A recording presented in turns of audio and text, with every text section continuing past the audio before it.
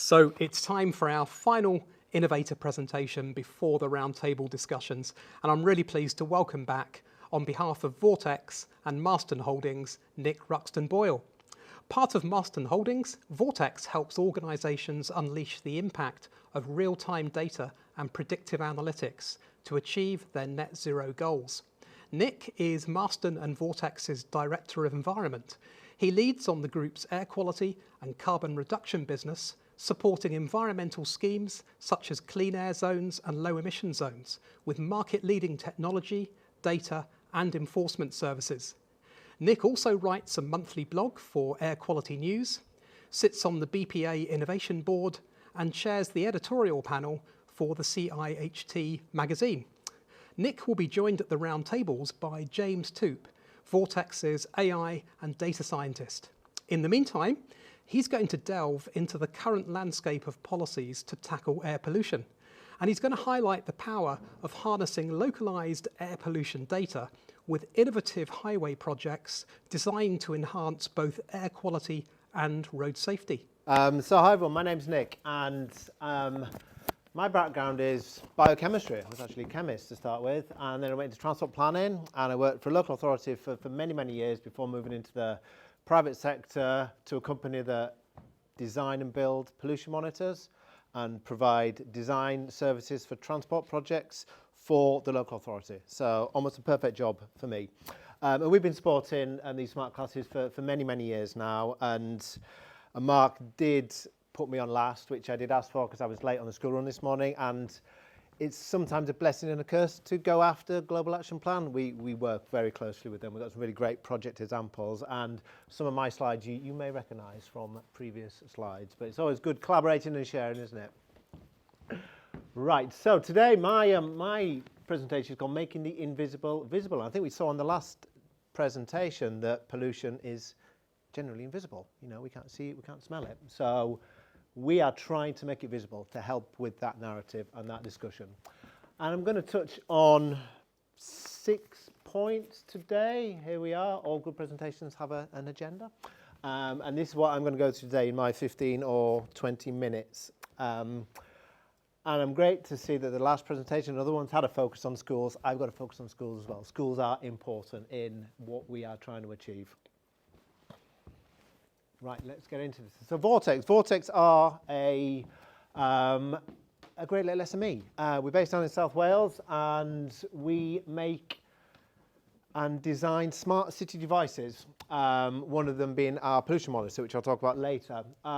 With about 50 of us, that's our tech hub down in Neath, right in South Wales there, and we've been around for about 7 or 8 years now. And a few years ago, we were bought by Marston, which is where I come from, and we're integrating everything we do into our wider package of services for our local authority clients. And at the bottom there you see one of our cool LiDAR devices, I think that one, that's ready to market. But I've got a device that I'll show you. Where's my bag? I'll show you in a bit. Anyway, right. So that is us. That is our project, and we wanted to disrupt monitoring pollution. You all know, you all work in pollution, that the legacy ways of monitoring are big AURN stations or tiny little test tubes that you put up a column. So there's a big gap between those two, and we wanted to design a product that sits in the middle, cheap enough to deploy en masse, but gives you some really, really good high quality data. So we've all heard about the challenge today. We all know about the challenge. I'm not going to go through this at all. I think these slides aren't global action plans, although correct me if I'm wrong. I think these are from a Welsh policy document. There's quite a Welsh theme running through my presentation today. Been a Welsh company. And all of this is fairly well known. We know that pollution reduces our life expectancy. We know pollution reduces our quality of life. We know pollution kills. And we know that most pollution, if not all of it, is created by how we live our lives today. And transport's still been a huge, huge part of the pollution that we generate. And World Health Organization limits, talked about those a lot today. All of these homes, and I think was it every school, was it every hospital, are still in areas where these limits are being breached right across the UK. So, I mean, now we know this, what are we doing? And again, a focus on Wales here. We've got a whole host of policy documents, of legislation, of strategy documents. And this is just one I've picked because it's relatively new. It's the Environment and Air Quality and Soundscapes Act for Wales. Really rolls off the tongue, doesn't it? Really brand new piece of legislation, which is, I think you're talking about some colleagues in Wales, you probably know about it. It's a really, really nice new piece of legislation setting a good baseline to do a lot of good work in Wales, and a lot of these require setting objectives or standards or targets. Monitoring is a big part of this, we'll touch on that a bit later, but also actions. And it's the actions really that even though we build and design and monitor, it's the actions that really are important. And these hard and soft actions, we heard Global Action Plan on some of the softer measures and the engagement, some of that stuff. But a lot of all of that sits well within these, and every single council has this document there. So, you know, we can talk to it a lot. And transport, we talked about transport. Transport is still a huge part of the pollution problem. It's getting better. Transport emissions are going down, but they're still super high. We can do so much better. And as a transport planner, that's really where my interest is. And it's really great. This is where it's great to follow Global Action Plan, because look at this. They're focused on hospitals and schools. That's exactly our mindset. We're doing a lot of work with Welsh Government at the moment about pollution in Wales. And our view was that let's pivot this and spin this around. And let's not talk about emissions. Let's talk about exposure and where those vulnerable people are for exposure. And it's schools and it's hospitals. We heard some great stories earlier around those vulnerable residents, the children, the elderly, those who are visiting hospital are more susceptible to pollution.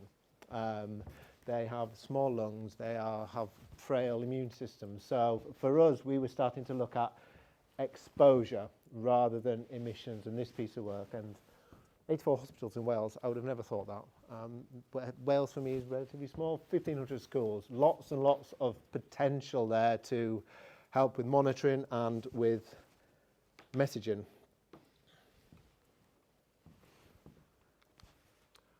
And I've got some case studies now. I think I've got 2 or 3 case studies today. And this one is one of our very, very earliest case studies. Neathport Talbot, very, very south coast of Wales. And really interesting town, right on the sea, huge industrial part of the town. So lots going on from a emission perspective. We worked very early on with Neathport Talbot, and we've installed quite an extensive network of monitors right across the city. You can see quite linear to try and help them understand better what the pollution is doing in and around the area. We've got the M4 motorway as well running right past. So again, just to try and understand where this pollution is coming from and what they can do about it. The most interesting thing we found from this particular project was that we had some really huge ships coming in to service the steelworks in that site. And we were seeing some amazing spikes at really random times of day, thinking, what on earth is this pollution? And it turns out through, again, looking at lots more data, that the ships that were meant to turn their fuel way out in the ocean were not, and they were burning really dirty fuel coming right into port. So really easy, quick and simple discussion with those that were responsible for that, and that stopped overnight. So we were able to show that using this data, and these are 1 minute data points that we've got here, so we can't really achieve that sort of nuance and granularity with ARN data or any sort of other data. This really helped us solve a problem overnight, really, which was a great result for the area.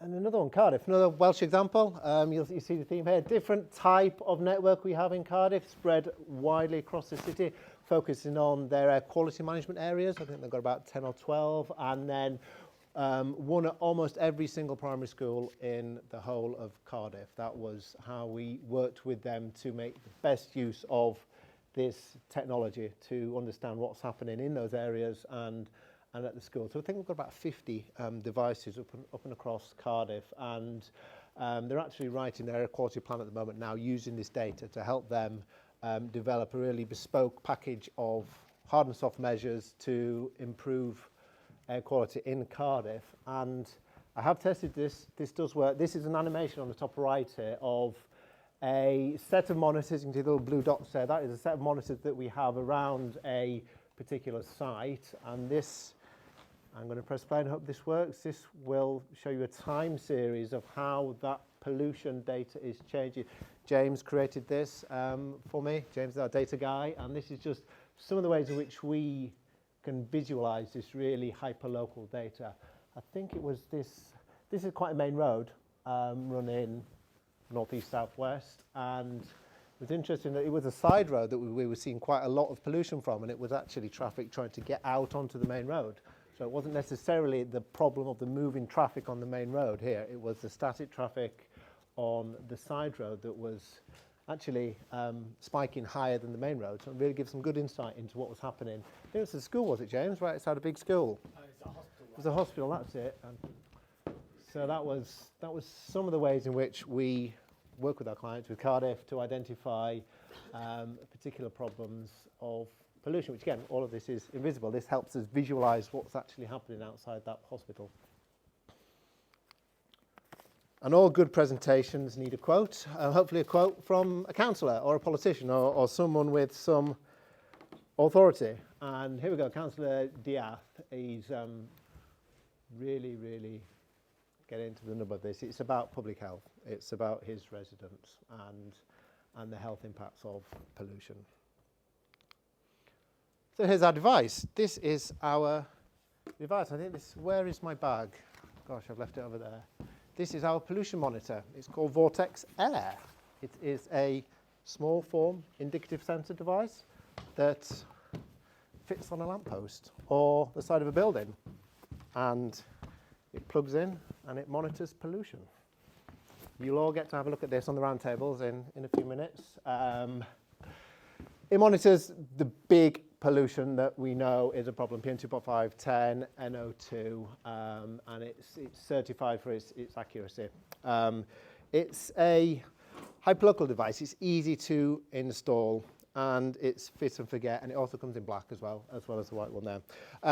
Even though we design and build these in our tech hub in Wales, we don't actually sell these because a little plastic box with some circuitry inside isn't really what people want. What customers want, what clients want is this data, and this is the data that device provides. Really, really granular, local, 1 minute pollution data that we can track trends and really, really get to understand what's going on and help us develop and deliver some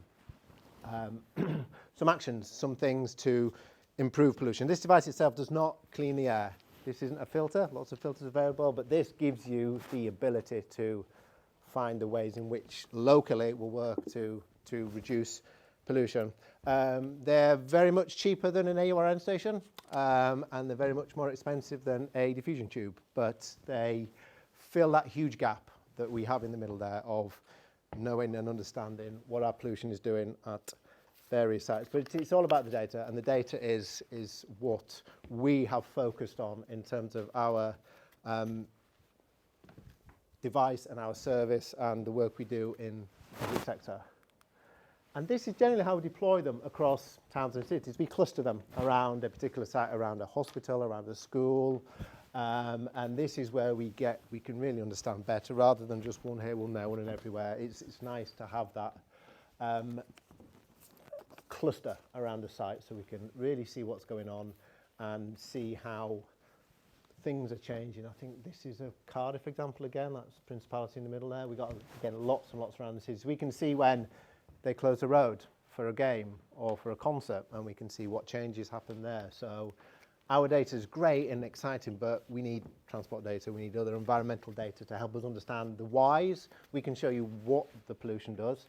But the other data is the why, and then we can really, really, really find solutions. What's my time looking like? 6 minutes, oh, perfect. I need 2 minutes at the end. I've got a video. You have this premiere of a video today. Right, school streets. Again, brilliant that I followed Global Action Plan Street. Schools are amazing, super amazing and powerful tools to get a message across. I'm a STEM ambassador as well. I love going into schools and talking to children about pollution. And how they can nag their parents into letting them cycle to school and walk to school. It's a great part of my job.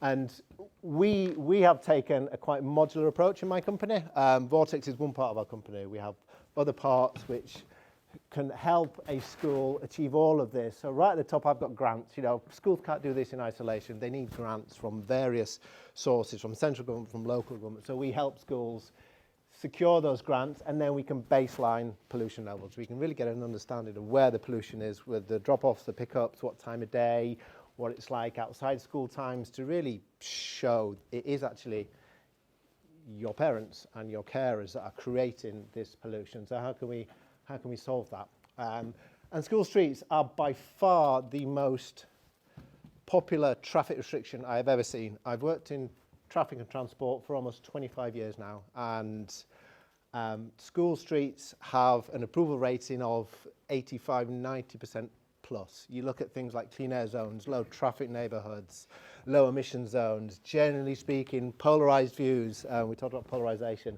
but school streets generally, and all the ones that I've worked on, which are many, many hundreds now, have all got a super high approval rating, but they are no different to some of these other restrictions. We close the road to traffic. Lots and lots of councils now can enforce these closures using cameras. We don't need the bollards, we don't need the planters, which again have polarised certain communities. Oh, I can't drive down this street. Problems for taxis, problems for ambulances. Lots of councils now can enforce these through cameras. We also do that. Part of my company is camera technology, and we can link this device with a camera, so you can really show the direct impact of your enforcement activities to pollution. And behaviour change evaluation, huge part of this Global Action Plan. We do a lot of similar work in our communities, helping people to understand, is there impacts and their actions that cause pollution? And this is a vicious circle, as you can see. And my final case study is a school street in Waltham Forest. London example this time. I appreciate I'm in London. And we've got about 100 devices across the London Borough of Waltham Forest, and lots and lots of them are outside schools. We have clusters outside the schools, and again, James has been digging into the data, looking at the differences between the streets that are closed at school times, and these school streets are only closed for an hour in the morning and an hour at pickup, so they're not super restrictive. But what we're seeing, and we've done some really cool analysis over 3 months, is that the exposure levels are 10 times higher in those streets that are not closed to traffic. So really great way of showing the differences between what happens if you close a street against if you don't close a street. And again, thinking about exposure rather than emission levels, which is how we like to think about this. And here's where I think I stole some content from Global Action Plan, borrowed. We all know this. There's huge co-benefits of doing this school activity. Some of these are local, some regional, some citywide, some global. You know, we're talking about climate change here and human health and safety. Really great. And it's probably why that school streets are so popular, because we can show that it achieves all of these things for our youngest residents. And I'm done, apart from my video, which is cool and bang on time. Look at that, super. So pollution is still a problem. It is getting better, but it's still a problem. And we are helping a lot of our public sector clients. Do talk to me at the break or on the round tables about how we can help. We've got lots of different ways and means in which we can do that. And I'm going to move straight into the video, because you don't need to hear it from me. This is the premiere of our new video, so please. In a world where clean air should be a human right, the air we breathe is under increasing risk. World Health Organization estimated that up to 91% of the world's population are living in areas where air quality guidelines are being unsuccessfully met. So, it's time to prepare for targeted action with VTX Air Hyperlocal Air Pollution Monitoring, a reliable and scalable air quality monitoring solution for local authorities that can help monitor air quality in their towns and cities and take steps to reduce pollution. Manufactured in the UK, Vortex's air quality monitors are self-maintaining, long-lasting and specifically priced for scalability. The system can be up and running in minutes, and you can start collecting data immediately. They record data on key pollutants that can be accessed through a bespoke portal with insights on pollution sources specific to its location. VTX Air measures a range of air particulates and gaseous pollutants, including PM2.5, PM10, NO2 and O3, as well as optional measurements such as VOC, NO, CO2, PM1 and SO2. You can extract patterns and trends on air quality to identify potential for future optimization. Also easily export and download custom reports. VTX Air can be used to identify pollution hotspots, identify pollution trends, and validate the success of traffic-restricted projects such as school streets, low-traffic neighborhoods, and clean air zones. VTX Air easily connects with third-party suppliers, applications, and sensors. Connect with ANPR cameras for a true smart city approach. It provides you with everything you need to support data-driven and evidence-based decisions, fulfill regulatory compliance, and drive real environmental change. With VTX Air, you can take control of your air quality and create a healthier environment for yourself, your family, and your community. Visit vortexiot.com to learn more. We done. Thank you all for listening.